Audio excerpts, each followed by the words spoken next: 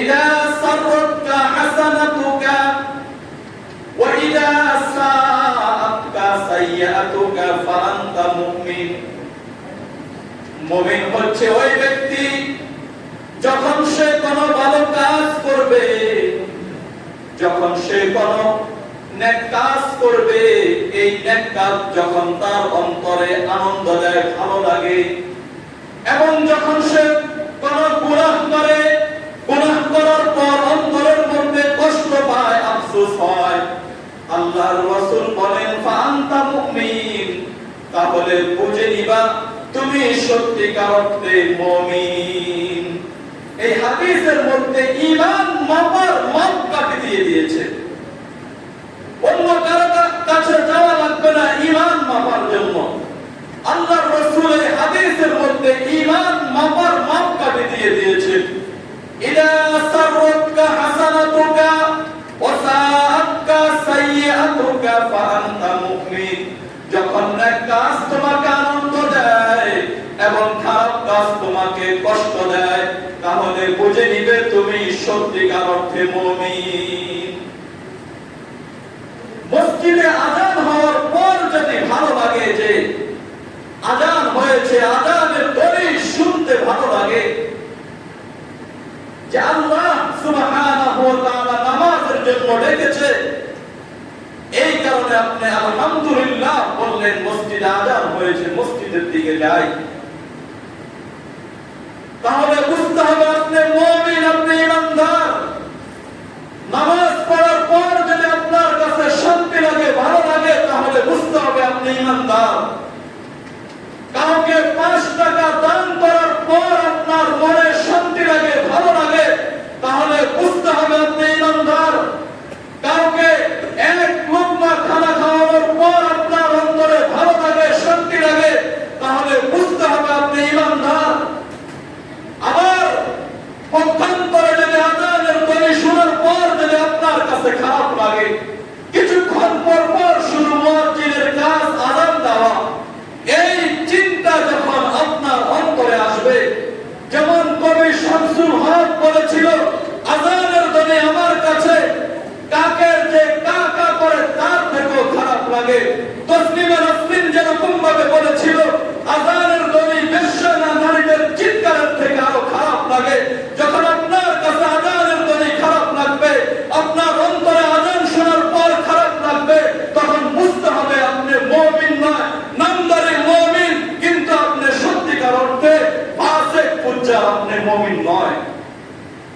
মুহতারাম হাজির, এমনই ভাবে যখন কোন ব্যক্তি আপনার কাছে দান চেতে যাবে, কিছু খাওয়ার জন্য আপনার কাছে হাত পাতবে, তখন যদি আপনার কাছে খারাপ লাগে, তাহলে বুঝতে হবে আপনার ঈমানের মধ্যে দুর্বলতা রয়েছে।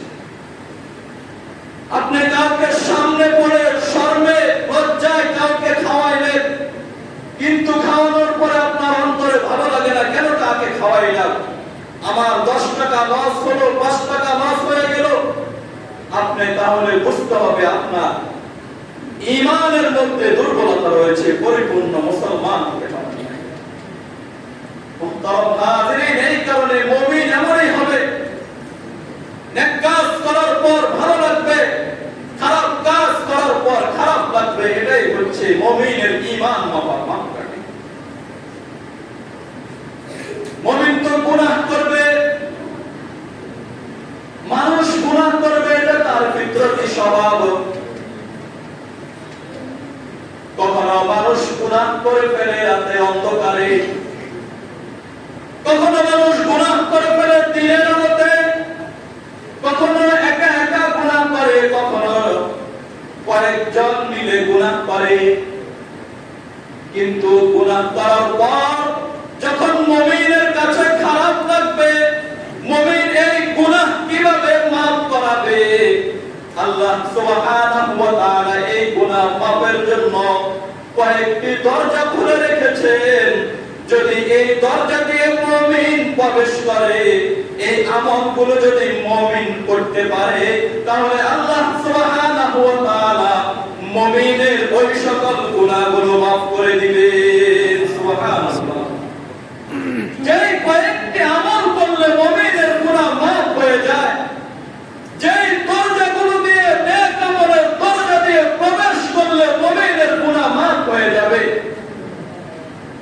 মধ্যে এক নম্বর দরজা হচ্ছে তাওবার দরজা।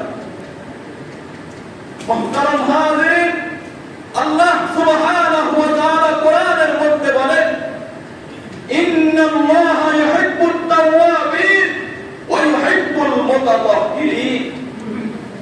এই আয়াতের মধ্যে আল্লাহ বলেন, আমি দুই শ্রেণীর মানুষকে সবচেয়ে বেশি ভালোবাসি।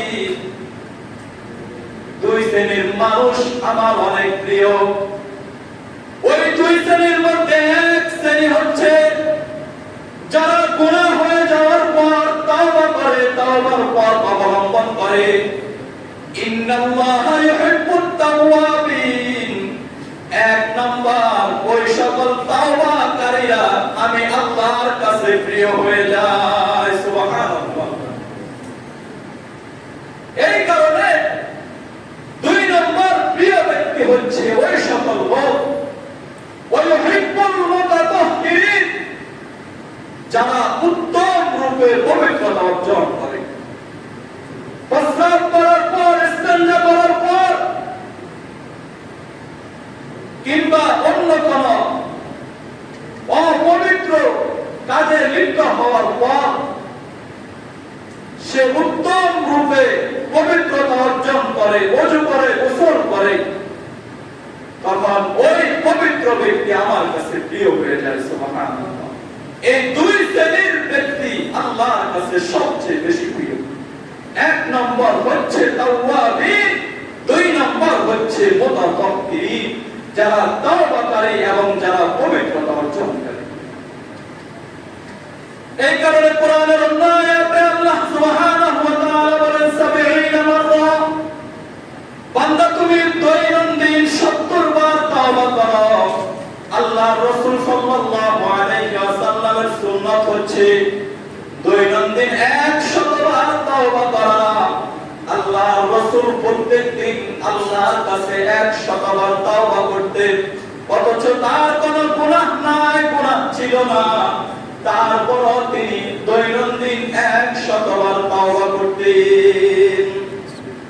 হাদিসের মধ্যে বলা হয়, আত-তাইবু মিনাজ যামবি কামান লা যামবা লাহু, যে ব্যক্তি গুনাহ হয়ে যাওয়ার পর সঠিক পদ্ধতিতে তাওবা করে, তার তাওবা কবুল হওয়ার পর সে এমন ভাবে নিষ্পাপ হয়ে যায়, তার গুনাহগুলো এমন ভাবে দূর হয়ে যায়, যেমন ভাবে একটি মায়ের গর্ভ থেকে একটি নিষ্পাপ সন্তান যেরকম, একটি সন্তান যেরকম নিষ্পাপ অবস্থায় মায়ের গর্ভ থেকে বের হয়, তাওবা করার পর ওই ব্যক্তি এরকম ভাবে নিষ্পাপ হয়ে যায়। সুবহানাল্লাহ।